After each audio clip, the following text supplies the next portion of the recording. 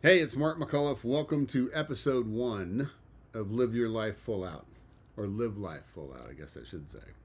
Episode one originally was recorded last week, and microphone was not wired correctly and a mess, so we're re recording episode one.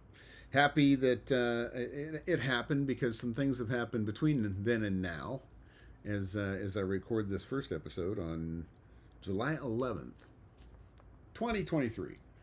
And it kind of spurred some thoughts and some things that is different topic for episode one. But the ultimate question I'm being asked right now is what made you do this, and why are you doing it now? And it's the ninth anniversary of the podcast I never launched. I'll share the artwork on a couple of social media pages. But the original podcast, I'll never forget it. It was and I looked it up just to make sure I had the date right. April 2014. Cliff Ravenscraft was doing podcast answer man at the time, and he did an A to Z podcasting training. And so I had like 5 different artwork pieces on the empowered life. And I believed that podcasting was going to be that big a deal back then, and I just didn't have the discipline. I didn't have the focus. I didn't have, the wherewithal to see it to fruition. But I do believe it's some of the best communication, the best way to share ideas and to be sharing life and the journey of it together is through a podcast. So why now? I'll get to in a minute, but this has been something that I've been planning on for a number of years, and I just never pulled the trigger on it. So why now is one I've been asked to. There's been a lot of inquiries of when I was going to do something on a more regular basis that could reach more people, that would be consistent and timely. So it'll come out on a weekly basis. I may throw some short podcasts in between the weekly one. But, right now, planning on at least once a week, and my goal is to reach more people and to spread some messages of hope and inspiration. But why the topic of live life full out? It's just my way of living our lives by design, not default. We've been given blessings, we've been given choices, we've been given opportunities to live our lives the best we can, and our conditions and circumstances and the economy and things of that nature can really start to affect things that keep us from it. It robs our mind, it robs our mental faculties of who we are and whose we are, and the empowerment that comes from knowing that. And this would just be a channel to continue to be that, and it's a way to connect with more people and expand the community of which I operate and have been blessed to be affiliated with. The format will be me solo at start. I've reached out to some people. We will do some interviews, probably do some panels by the time it's all said and done, as we get things rolling and get the rhythm happening. It's not going to be something that we're going to record 20 episodes of and just leave them in the can and just kind of filter them in when they are. I will have 3 or 4 that are readily available that I could do that, just to make sure we don't skip a week. But I do want to keep it timely, and I do want to keep it as life's kind of happening and hits us between the eyes, that I keep it real, and I keep it relevant in what's going on. And then the last reason why is a lesson in a teaching that Jesse Itzler gave.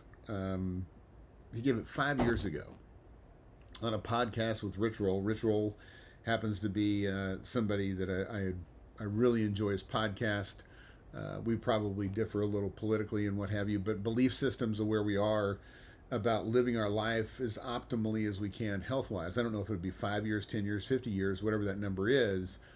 And I'll put some statistics here in a minute that will be less than that. But I'm not so concerned about the longevity of life, but the quality of it, and living to the best of our abilities in the time that we do have. And what Jesse shared with his relationship with time, and how it shifted for him, and how he started to prioritize things. I mean, it like I said, it hit me between the eyes. Some people say, it scrambled my brains. I'd say it scrambled my eggs. I mean, it really made me think, and I'll share that lesson in a minute. But whenever we think about where we are in our conditions and circumstances, the political environments that we're in, and that, I mean, hope is a challenging word. I mean, encouragement is a challenging word. Trust is at an all-time low in our families in some instances, definitely in our community leaders, our government leaders. It's pretty shaky on all grounds and all fronts, and probably at the lowest of my lifetime that I've seen it. And it is something that concerns me greatly in the work environment and in our personal communities, our day to day, just looking at people around the gas pump, what people are thinking or not thinking about what's going on there. But that will be for another episode. And then last but not least, I'll get to Jesse's point there, but the last thing of why now is, last week I posted this on a social media post on, I think it was on Facebook, a little video. But I was the same, on that day, I was the exact same age as my father was the day he passed away. 57 years, 275 days, 265 days, I think it was. And it's affected me quite a bit in the essence of the question that I asked myself was, man, what if that was it? What are the things that I still have left to do, that I want to accomplish, that I want to share, the moments I want to create, the experiences I want to have with my family, my friends, the life lessons and things that I have yet to experience, and the ones that I did experience that I probably didn't really gather the most out of. And whether I live a day or I live another 20 years or 30 years or 50 years, I want to make sure I'm living them full out. Hence the name of the podcast, hence the topic we're talking about today, is our relationship with time. And when I talk about Jesse Itzler, there's two things that came to mind out of one of his lessons, and I can't remember the date. Like I said, it was like 5 years ago that he was talking to Rich Roll. But let me put it into some very specific things that will ground this, and then I'll lead into that teaching moment. But if we take a look at our longevity of life, I'll be 58 in September. The average American life expectancy is somewhere around 78, give or take a few months, year. Let's say it's 79 even, but 78 is a good number for right now. That means I got 20 more years. I got a lot of things I want to do in 20 years. But Jesse brought up something that really started to bring it home for me. Was instead of 20 years. The other thing you'll find is I'm not going to be editing this thing. I mean, it's going to be a one take and let it rip. If I happen to have the hiccups like I do right now, then it's going to be part of the audio, and I apologize in advance. And we'll just have to deal with it. But not a big editing team. It's me. But you're going to get it, and you're going to get it as raw and as open as it is. But so that's what kind of to hit me between the eyes is, instead of 20 years, what if you only had 20 Christmases left? You've only got 20 summers left with your family. You've only got 20 more kids' birthdays. If I played 20 rounds of golf, I've got 400 rounds of golf left. Now, that number seems big, 400, but if I wanted to say 100 rounds of golf a year, or even 50 rounds, that number gets a little higher or gets a little less. I mean, I could get through that in 4 years if I really wanted to play a lot of golf. But I digress. And then I got more specific on this. We'll take it down another level. If you take a look at your life and how often you spend time with your parents, how often do you see your parents? Now, this one makes my stomach hurt and brings tears to my eyes, and my voice starts to crack when I think about this one. Is when I was in San Francisco and living across the country back and forth, I mean, there was a reason I didn't see my mom and my dad and my family very often because it was just the logistics of traveling, blah, blah, blah. I now live in not in the same city, but I mean, we're within a 20-minute drive. So same town. And how many times do I see my mom a year? Well, my grandmother's 96. There's not another 20 years there. I mean, she is an incredible woman. It's kind of like living with if I was to describe my grandmother to you, it's kind of like living with Betty White. She's ornery, she's hilarious, mentally still sharp as a tack. She's very upset with herself because she goes, I get pretty active, and then I sit down, and then I fall asleep. I take a nap, and then I take another nap. I said, "You're 96. It's okay. You're okay to take naps. Be careful." But I'm only seeing her once every month, every other month. So I mean, what if she only lived another year? And I know talking about this is going to seem morbid to some people. I mean, give me a break. Just follow along with me what I'm getting at. But if I only saw her every other month, I got 6 more of those. How much time is that going to be in are we going to talk about the weather? Or even if I double down and say I'm going to see her every month, or even if I see her twice a month, that's 24. How many moments am I creating with her, and how much quality time and memories am I creating out of the time that I have left? Then I go into my kids, right? My daughter, in 2 years, she'll graduate. That's 24 months. That's 96 weekends. My son will be graduating in 3 years. He's just a year behind her. That's 144 Mondays and weekends I have left with him being here in the house, or we think so. Could be longer for him. But when you think about that and you start to take a look at your relationship with time, and you start to take a look at it with relationships with people and interactions, I just ask you to revisit, not only your why, and whys are very important. Knowing your why is very important. I'm not minimizing or belittling that. As Simon Sinek says, always start with why. But why isn't enough.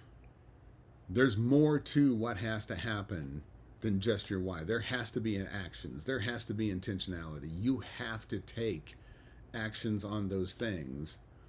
Otherwise, it's like why the secret doesn't work. I want to think positive things. I want to say money comes to me openly and freely. I make it welcome. And mailbox money would be fantastic. And every day I go to the mailbox and nobody's sending me money. Nobody's sending me money. Well, you haven't done anything. Hence, no money is arriving in the mailbox.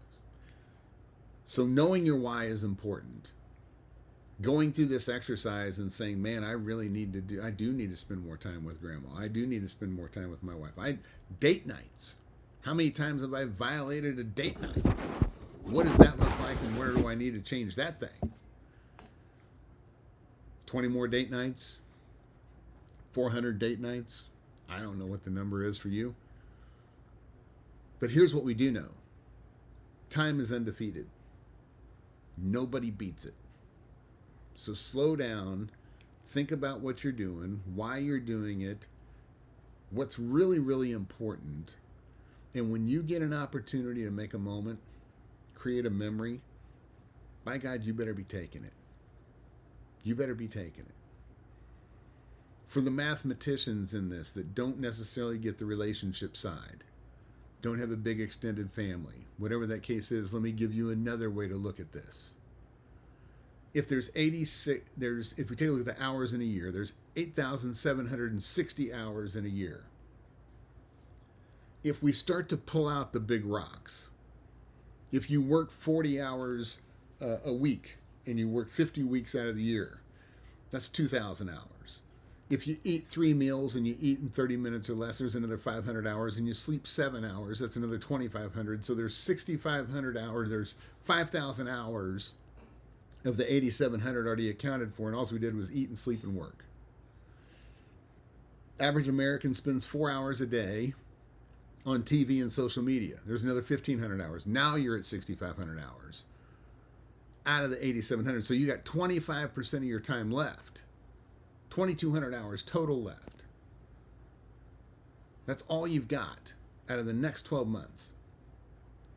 So you better be really intentional on the hours that you do have and ways that you can increase that number, You may not. You may be working more than 40 hours. I mean, let's say you're an entrepreneur and you're working 60, 65. You're a small business owner. You're really working.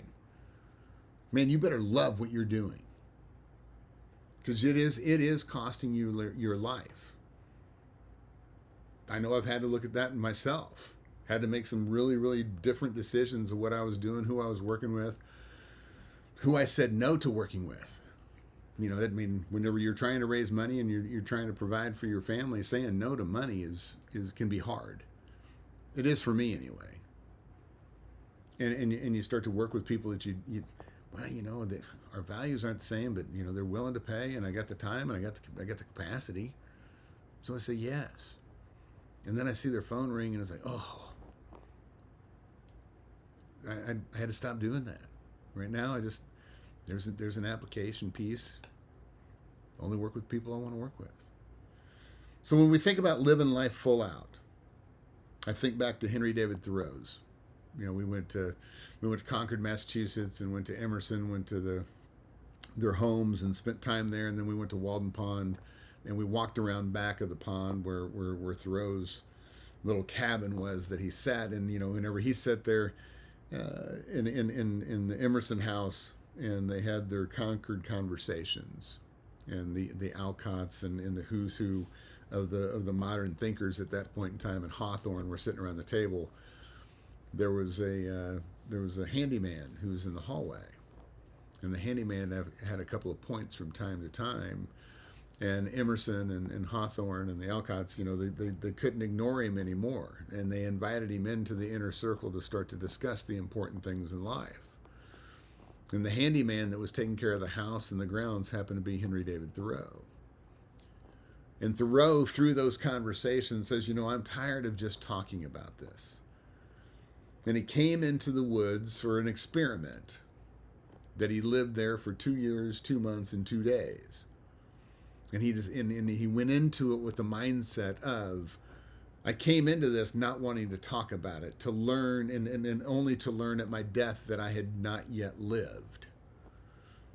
But I really want to go into this to live deep and suck out the marrow of life.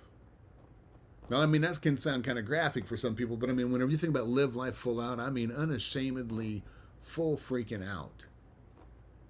To love life, the people you're around, to be a positive influence, to have positive energy on who you are and whose you are.